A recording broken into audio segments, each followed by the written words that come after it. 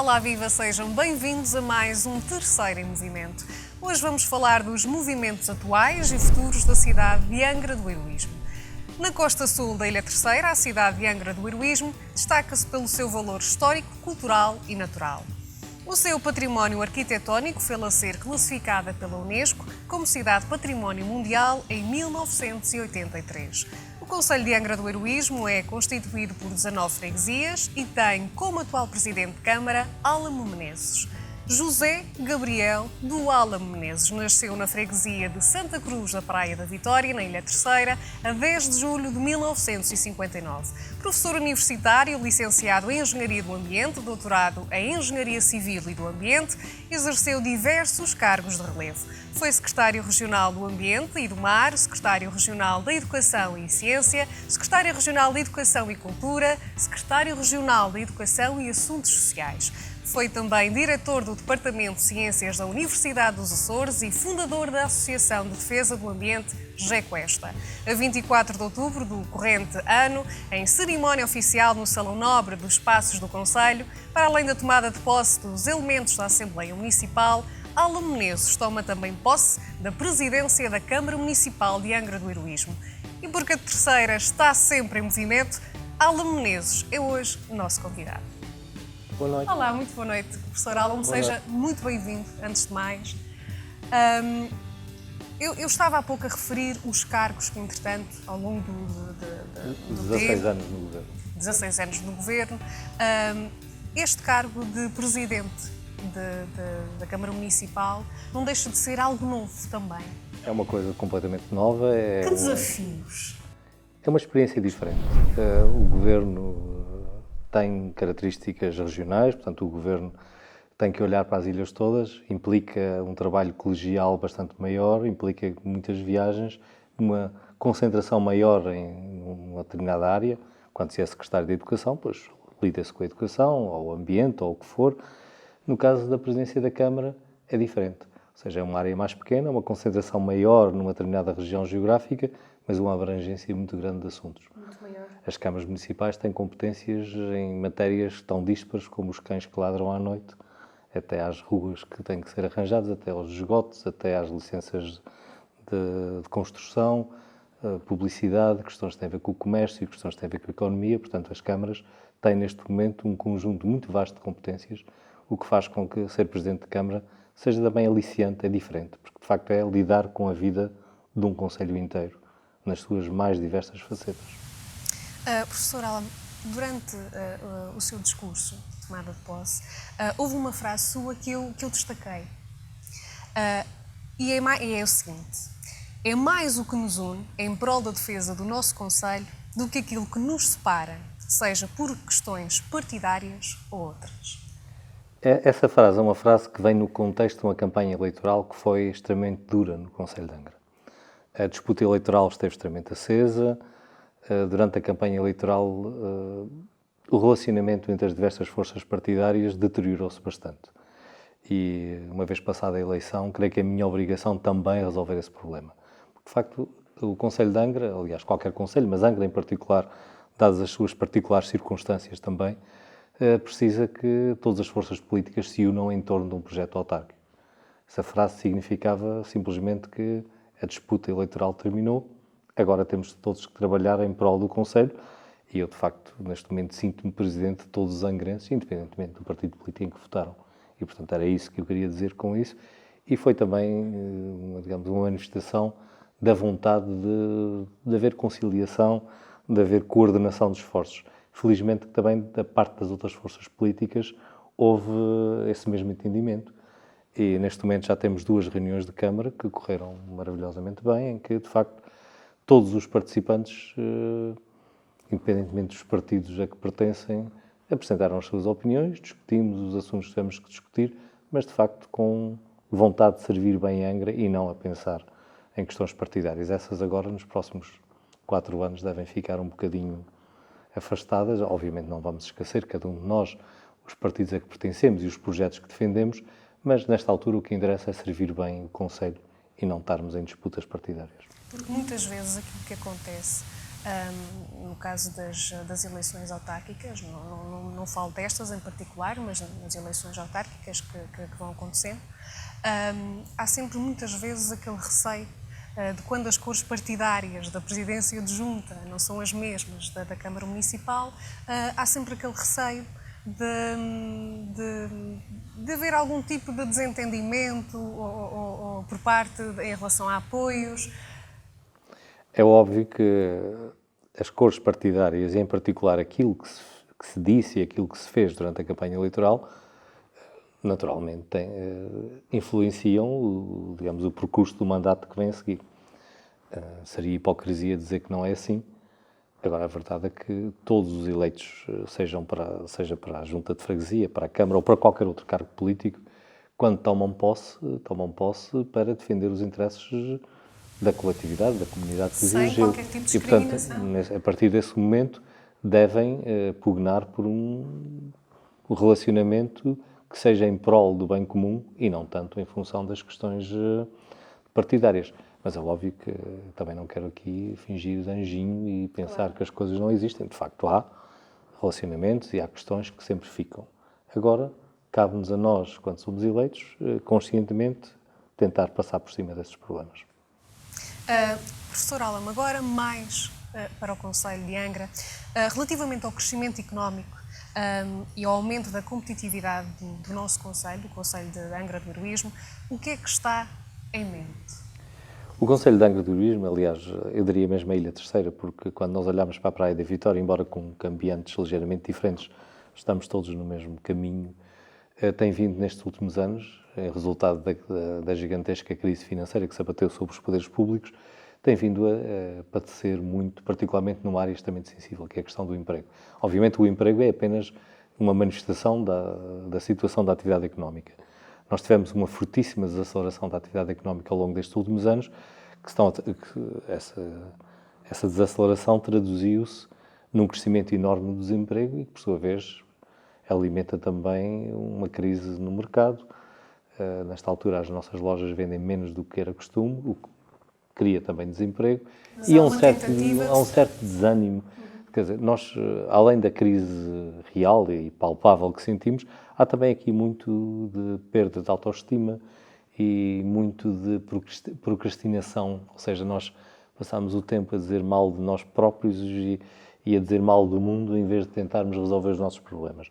Creio que nesta altura, para o nosso bem comum, é preciso ultrapassar essa fase. A Terceira e o Concelho de Angra em particular sempre foi uma terra de gente com convicções, de gente com iniciativa, de gente com amor próprio e temos que o recuperar. Não podemos passar o resto das nossas vidas a dizer mal que estamos mal por isto e por aquilo, que é outra ilha que está bem ou que as outras ilhas a que estão bem, quando nós todos sabemos, quando chegamos às outras ilhas e ouvimos rigorosamente a mesma coisa. Temos que ter consciência que, de facto, estamos numa região em que todos nós, todas as ilhas, em todos os lugares, em todos os concelhos, estamos a passar por um momento difícil que exige coragem e particularmente exige criatividade e vontade de ultrapassar. Quando um caminho está barrado, há que procurar outro e não vale a pena estarmos a esbarrar constantemente contra as mesmas barreiras. Portanto, nesta altura, a cidade de Angra e o Concelho de Angra precisam de alternativas e precisam particularmente de retomar aquilo que tradicionalmente sempre tiveram, que foi a alegria de viver, vontade de progredir, autoestima, capacidade de luta, e é isso que nesta altura a Câmara de Angra tem que liderar. Em termos práticos, isso passará, de certa forma, pelo incentivo aos jovens? Pelo incentivo aos jovens, pelo incentivo à atividade económica e também por mudar comportamentos. É que estas questões, as questões económicas, a economia é uma ciência que faz a ponte entre uma realidade física e muito de psicológico. Ou seja, a economia é ditada pela vontade das pessoas e pelas suas atitudes. O que nós temos é que agir nestas duas áreas e agir também sobre as pessoas. Nós, de facto, temos que retomar as nossas vidas e deixar a crise um bocadinho para trás. Relativamente ao turismo, também será um ponto a focar relativamente à entrada de mais turistas e tornar a Angra mais dinâmica também? A atividade económica do Concelho de Angra, tradicionalmente, está assente sobre dois pilares. O pilar da fileira da agropecuária, essencialmente a fileira dos laticínios, que é, digamos, o principal motor da economia da ilha e, em particular, do Concelho de Angra, onde se situa a única grande fábrica de laticínios da ilha, e depois sobre o turismo, e a questão do turismo é uma questão importante, porque cada vez mais nós temos uma terceirização da economia, temos uma entrada muito grande de mulheres que tradicionalmente não entravam na economia, que entram, digamos, no mundo do trabalho, e temos que encontrar soluções para elas. E essas soluções têm que necessariamente incluir o turismo. Mas o turismo é algo que não existe por si só. Só há turismo quando existirem duas coisas: atratividade, ou seja, a capacidade de chamar pessoas, e acessibilidade, permitir que as pessoas cá venham. E nós temos que lutar nestas duas áreas. Na área da atratividade, temos que transformar o Concelho e a ilha, porque nesta matéria nós não podemos olhar para os dois concelhos de forma separada. Temos que tornar a Ilha Terceira mais atrativa do ponto de vista de quem nos visita ou de quem potencialmente nos visitará. Temos que ter um particular cuidado com as questões da conservação da natureza, com as questões da paisagem, que são a nossa principal riqueza, porque quem nos visita essencialmente por essa ordem de razões. Temos que ter um particular cuidado nas acessibilidades a alguns pontos da ilha e na melhoria de alguns aspectos, desde as zonas balneares até aos miradores, até às zonas que são importantes do ponto de vista da paisagem, que precisam de outro tratamento. Portanto, essa é uma das áreas. Outra área, temos que criar condições para que os nossos restaurantes, os nossos hotéis funcionem bem, tenham qualidade, a qualidade de serviço melhor, sejam atrativos, sejam económicos. É preciso lidar bem de É preciso lidar com esta matéria. E a segunda questão, a questão da acessibilidade, é preciso realmente continuar a luta pela melhoria das acessibilidades à ilha, seja pela via aérea, seja pela via marítima, que são as duas vias em que nós, numa ilha, podemos chegar. No caso da acessibilidade aérea, as questões que neste momento estão em cima da mesa e que têm a ver com as alterações nas regras de serviço público de transporte aéreo, que têm que ser revistas e têm que ser muito bem pensadas, porque este é um momento decisivo nessa matéria. Portanto, há de facto uma necessidade das duas câmaras, enquanto representantes do povo da Terceira, participarem com afinco na discussão que agora se está a iniciar e realmente termos uma visão esclarecida sobre esta matéria. A outra questão é uma questão muito específica de Angra, que é a reativação do Porto de Angra enquanto terminal de passageiros.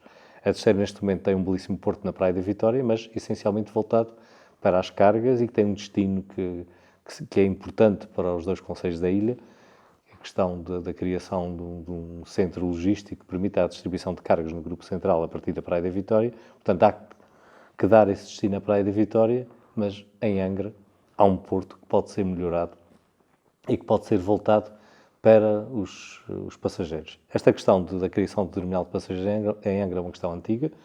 Aliás, o edifício existe.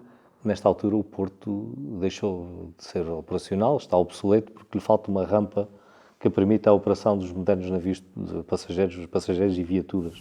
Estamos presos pela rampa. Estamos presos pela rampa e, portanto, neste momento, creio que a luta tem que ser a construção da rampa, e isso é uma responsabilidade do Governo Regional, em que a Câmara terá que pugnar junto do Governo e terá que se empenhar, e se for preciso terá que investir para que essa rampa exista. Depois isto associa-se a uma discussão que também já vai longa e antiga, que tem a ver com a eventual criação de um cais de cruzeiros. A verdade é que estes dois projetos não são mutuamente exclusivos, ou seja, se nós tivermos um bom porto para passageiros, podemos ter de imediato o tráfego interilhas, e esse é para nós fundamental. Angra sempre viveu e sempre prosperou com a sua ligação à Calheta, às Velas, ao Pico, ao Faial, à Graciosa, que são ilhas vizinhas e que é possível encurtar as ligações e restabelecer ligações, inclusivamente familiares e comerciais, que são seculares e que temos que as fomentar. Portanto, para mim, essa é uma questão essencial. A outra questão tem a ver com os cruzeiros temáticos.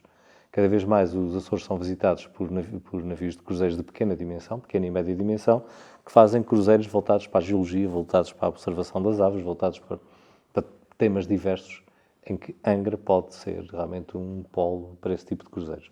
Porque Angra tem uma vantagem sobre o Porto da Praia, que o Porto de Angra está no coração da cidade, ou seja, o navio encostando ali, em 300, 400 metros, está-se no coração da cidade. Portanto, tem essa enorme vantagem que nós temos que potenciar. Portanto, há de facto aqui uma necessidade, em colaboração também com a Praia da Vitória, coordenarmos a atividade portuária, de maneira que cada um dos portos atinja em pleno a sua vocação. Professor Alan, eu cheguei a ouvir várias vezes, cheguei a ouvir, como também angrense que sou, várias vezes, algumas pessoas dizerem que Angra estava um pouco parada no tempo, que estava um pouco velha, que estava descaída. Acha que sim, professor Alan? Bom, sim e não. Essa é uma crítica que se diz de Angra desde o fim da Capitania Geral. Se nós recuarmos até ao princípio do século XIX, vamos encontrar essa expressão repetida. Isso é um pouco verdade.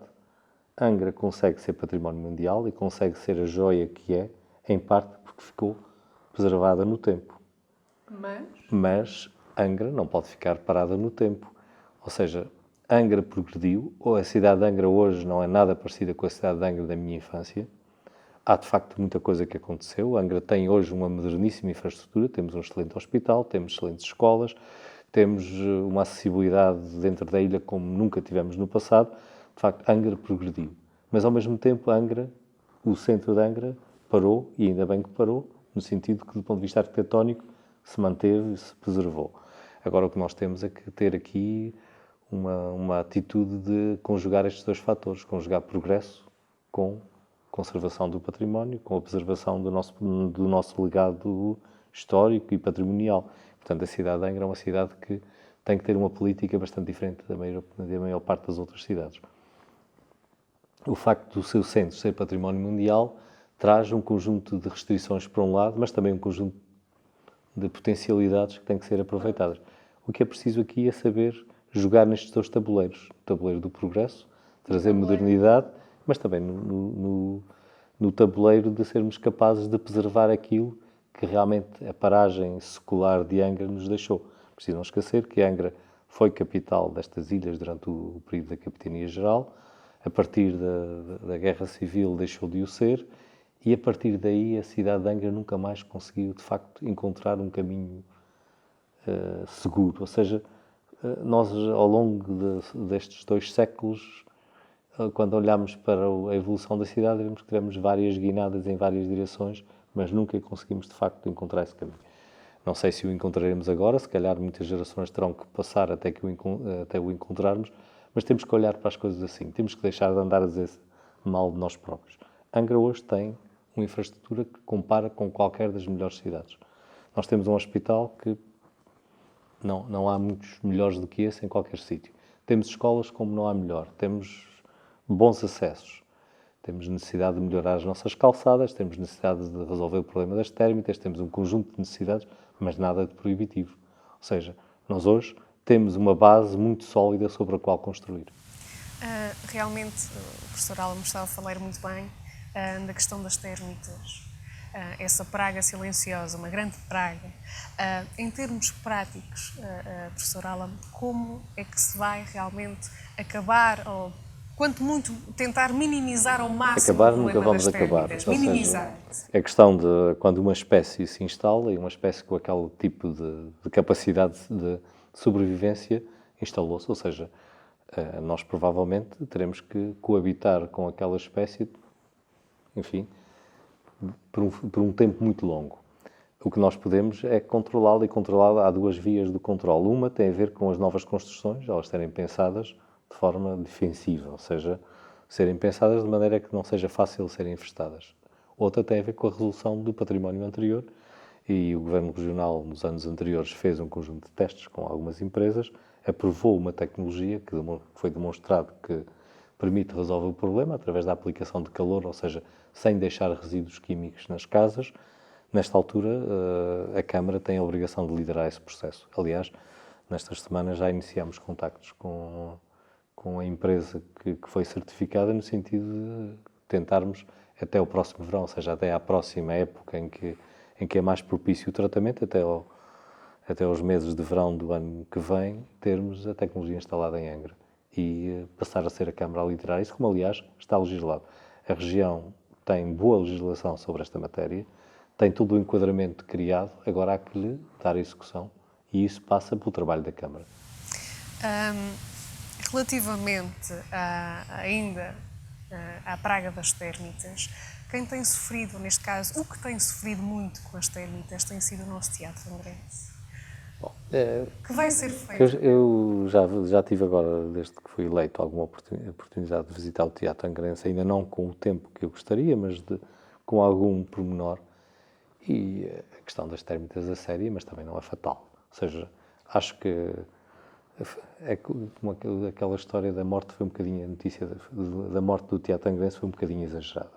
Portanto, o Teatro Angrense precisa realmente de ser reparado, precisa de ser revitalizado. Isso pode ser feito com um grande investimento ou com um investimento modesto. Nós agora estamos a ponderar essa matéria e temos a intenção de muito rapidamente abrir o Teatro Angrense. É porque em termos culturais, realmente... Faz falta. Além disso, é uma das joias da cidade, realmente mete pena olhar para a fachada do Teatro Angrense e vê-la naquele mau estado. Aliás, nestes últimos dias já se mandou arrancar as árvores que já nasciam lá por cima e pelo menos dar-lhe um ar de alguma compostura, substituir alguns vidros e algumas coisas. E rapidamente vamos, pelo menos, pintá-lo e arranjá-lo por fora e estamos seriamente a analisar a possibilidade de o abrir já para o próximo Carnaval, retirando a teia, que neste momento é a parte que está mais afetada pelas térmitas, mas o palco está funcional e, portanto, termos a possibilidade de o usar e, quando as condições o permitirem, fazermos a obra que terá que ser feita.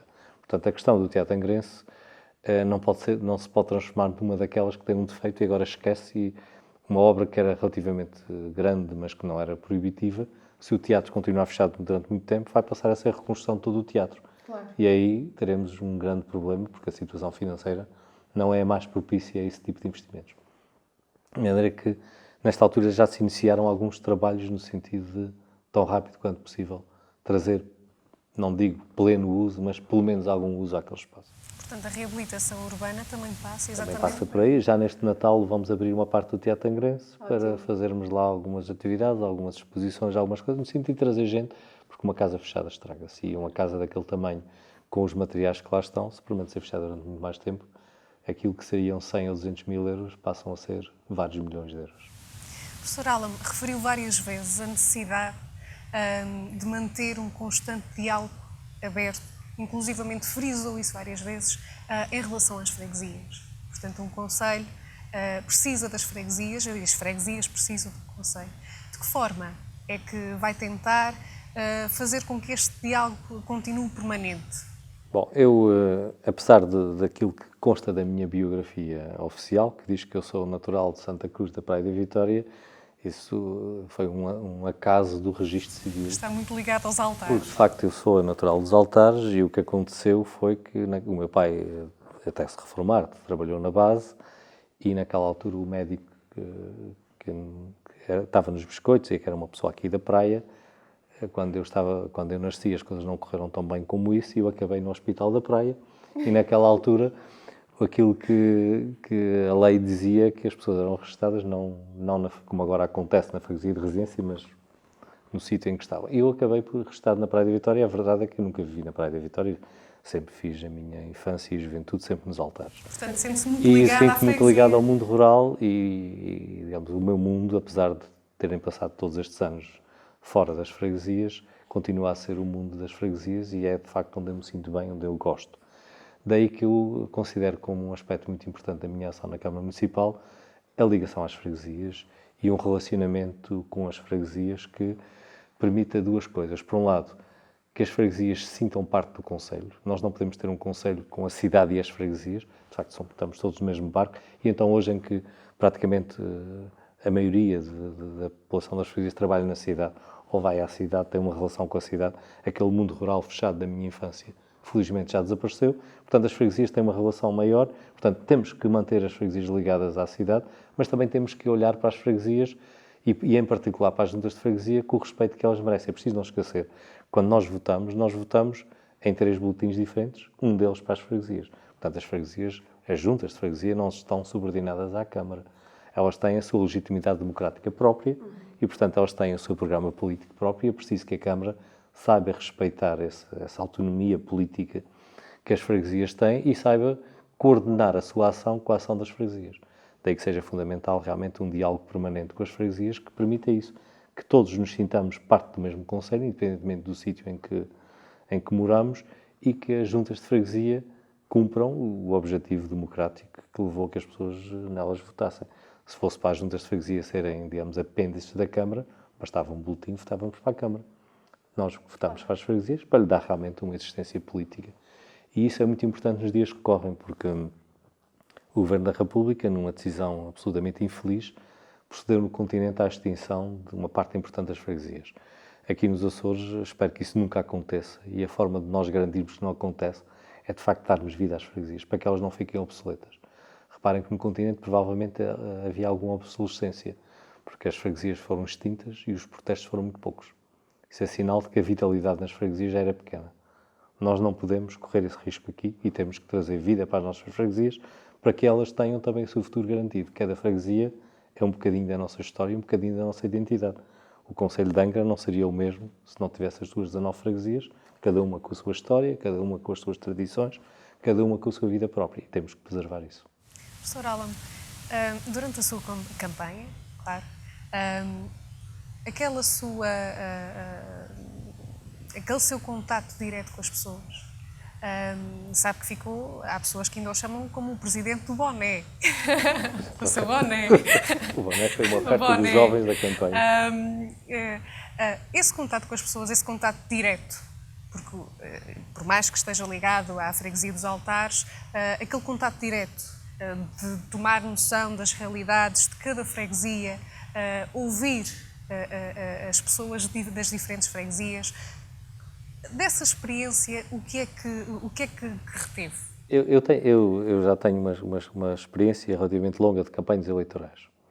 E uma das coisas que eu aprendi nas campanhas eleitorais é que elas são um momento decisivo para o mandato que se segue. Nós, durante a campanha eleitoral, é o tempo que podemos percorrer todos os caminhos e canadas, podemos falar com toda a gente, porque temos tempo para isso, o tempo está dedicado a isso. E durante a campanha eleitoral aprende-se imenso. Nós ficámos a conhecer as pessoas vistas de outra maneira, ficámos a conhecer as freguesias vistas por outro ângulo, e eu, ao longo dos anos, eu fui candidato aqui, fui cabeça de lista do Partido Socialista 2 vezes aqui pela terceira, em 96 e em 2000, participei nas listas para deputados desde aí por diante, portanto fiz campanha na terceira e também tive a sorte de ter, em 2008, ter feito a campanha regional, ou seja, acompanhei o então candidato, Carlos César, a todas as ilhas dos Açores e fiz campanha em todas as ilhas. E essa experiência de campanha leva-me a considerar extremamente importante a campanha eleitoral. Não só por causa da questão política e de se conquistar votos, porque para isso é que a campanha existe, claro, obviamente, não temos que o esconder, mas porque nós ficamos a conhecer as coisas de outra maneira. A realidade mais próxima. E agora que sou Presidente da Câmara, obviamente que tenho memória, lembro-me das canadas que vi, das pessoas com quem falei, das questões que foram nessa altura suscitadas e estou a tentar retomá-las todas, até porque fomos tomando nota das coisas e há agora, neste momento, por exemplo, estamos a refazer os contactos com as freguesias, estamos a visitar todas as freguesias, exatamente como fizemos na campanha eleitoral, mas agora, obviamente, numa posição executiva e tentando resolver os problemas que então recenseamos. Algumas das pessoas que me apresentaram problemas, já tomei iniciativa de as contatar, é bom, agora vamos tentar resolver isso. E a intenção é não perder o contacto com a rua, porque é neste contacto na rua que nós percebemos o que se passa cá fora. É muito fácil na política a pessoa fazer uma campanha eleitoral e depois perder-se. E porque a pessoa entra para o sítio que entrou, fica imerso, não é uma questão de maldade nem de desprezo, que a pessoa fica realmente afundado naquelas atividades todas e insensivelmente vai-se afastando da realidade da rua porque tem que trabalhar todos os dias no gabinete e porque tem que fazer isto, fazer aquilo e vai-se esquecendo do que se passa lá fora. Quando isso acontece, normalmente o mandato não corre bem e a eleição seguinte fica mais difícil. Exato. E eu tenciono não fazer isso e tenciono manter a minha relação, como aliás enquanto secretário fiz. Quando fui secretário de Educação, andava sempre a ir pelas escolas, quando fui secretário de outras coisas, andava sempre pelos registros. Exatamente para evitar essa tentação. Custa um bocadinho, dá um bocadinho de trabalho, mas... Tem que sair um bocadinho do gabinete. Tem que sair muito do gabinete, mas a verdade é que se ganha imenso com isso. Porque a pessoa, quando encontra alguém que nos diz uma coisa, eu fico a saber coisas que nunca saberia pelas informações dos técnicos da Câmara. E, portanto, o melhor que eu tenho que fazer é dedicar um bocadinho do meu tempo a continuar a ir pelos caminhos. E é o que farei. Promete, efetivamente, pôr a terceira em movimento? Bom, eu não gosto muito de usar a palavra promessas. As promessas devem ser usadas mais no contexto religioso. Promessas são ali para Nossa Senhora dos Milagres da Serreta, para o Santo Cristo, para o Senhor Espírito Santo. Nós, na política, como na vida, temos objetivos. E os objetivos são traçados, nós comprometemos com eles e temos uma obrigação ética e uma obrigação pessoal de tentar atingir esses objetivos. Como na nossa vida, nem todos os objetivos que nós traçamos conseguimos lá chegar, mas pelo menos temos de ter a consciência que nos esforçamos por isso. Portanto, o meu compromisso, e não promessa, é tentar atingir os objetivos que foram apresentados. Nós distribuímos por todo o Conselho um manifesto que foi impresso profusamente, creio que aqueles que não puseram para o lixo têm-o em casa, e, portanto, nós vamos tentar cumprir aquilo que nos propusemos e atingir aqueles objetivos. Espero que a gente consiga o máximo deles. Também sei que nem tudo será possível, até porque a vida está sempre a mudar e, portanto, o futuro a Deus pertence. O professor Alan tem uma bagagem fantástica, quer em termos profissionais, obviamente que em termos pessoais também vai por acréscimo, toda a experiência. Infelizmente vem por acréscimo da idade, não da é? idade. Que é a parte menos boa da questão. Está tudo relacionado. Eu vou se calhar agora aqui por um bocadinho de parte o Alan presidente, vou pôr aqui um bocadinho de parte o Alan professor e vou-me focar no Alan, o Sr. Alan. José Martí dizia que havia 3 coisas que um homem deveria fazer na sua vida: plantar uma árvore, ter um filho e escrever um livro. Ora, plantar uma árvore, certeza que já deve ter plantado Nessa imenso. matéria excedi-me bastante. Tem 6 filhos. 6 filhos, portanto, essa parte também está resolvida. E também já escrevi uns livros. Já escreveu, inclusivamente, portanto, a sua tese de doutoramento sim. foi premiada. Sr. Alan, o que é que ainda lhe falta fazer? Bom, eu creio Em que, termos de projetos. sabe que na nossa vida, à medida que nós atingimos um objetivo, ele imediatamente se desvaloriza. E, portanto, falta sempre tudo. Ou seja, eu hoje, quando olho para o futuro, olho com a mesma entusiasmo e com a mesma vontade que há 20 anos ou 30 anos atrás. Porque, de facto, quando nós fazemos uma coisa, pronto, está feito. Agora vamos para outra. Nesta altura, o meu objetivo é fazer um bom mandato enquanto Presidente da Câmara. Portanto, é isso que farei. Obviamente, o meu objetivo público. Continuo a ter os meus objetivos pessoais, continuo os meus sonhos pessoais, obviamente, continuo a ler, a escrever, a pensar, a ver as coisas que é preciso ver na minha vida, a tentar. Eu ainda tenho 4 filhos num percurso académico, também tenho que os acompanhar e, portanto, eu continuo a ter a minha vida pessoal, mas, obviamente, acho que na atividade política nós devemos sempre fazer uma certa separação entre uma coisa e outra. E, nesta altura, apesar de ter 54 anos, não me sinto assim tão velho. De forma nenhuma. Apesar daquilo que se disse na campanha eleitoral, mas não estou velho. Aliás, eu até agora tenho estado a falar sempre de experiência e de bagagem. E isso é uma coisa, o professor Alan me disse que vinha com a idade, mas também vem com a própria experiência de terreno. Mas a verdade é que a idade não perdoa e todos nós envelhecemos e, portanto... Estamos a falar de um jovem com 54 Temos anos. de ser realistas, portanto, a realidade é ineludível. A verdade é que, desse ponto de vista, do ponto de vista dos objetivos, eu acho que para todos nós, não é uma questão pessoal, todos nós temos até o último dia das nossas vidas que manter objetivos.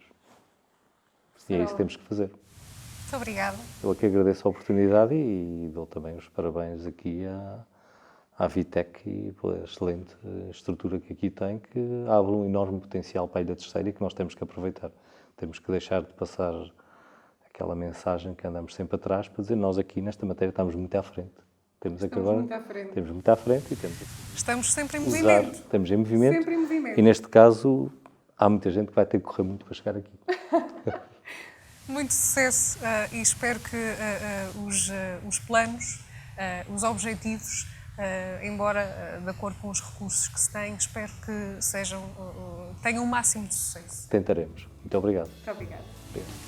Assim terminamos o nosso programa de hoje. Voltamos no outro dia com outros convidados e outros projetos, porque a Terceira está sempre em movimento.